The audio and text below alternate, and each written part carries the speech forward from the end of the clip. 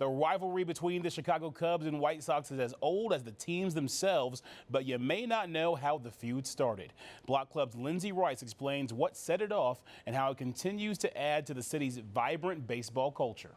If you live in the Chicago area, you're most likely a Cubs or Sox fan, and you wear your team pride like a badge of honor. Whether you're comparing Wrigley Field versus Sox Park, or even their rival fans, we all have an opinion on which team and which experience is best. But aside from the obvious, North Side versus South Side, where did the rivalry between these two teams actually start? The rivalry's origins are over 120 years old, going all the way back to 1900. It was then that the South Side native, Charles Comiskey, plotted during a secret meeting at a Chicago hotel to create a new American League, which would rival the National League, which the Cubs were part of, and place a new team in Chicago. Of course, Cubs president Jim Hart was not too happy about this, but at first he jokingly welcomed the idea of another team. However, when it became clear that another team was actually going to happen, a baseball war began.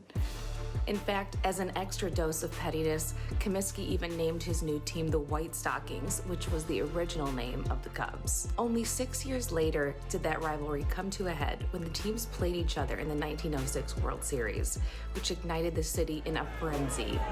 The Sox ended up taking the series 4-2, but it cemented the lifelong competition between the two teams. Whatever side you're on, one thing's for sure: this famous rivalry is one for the history books.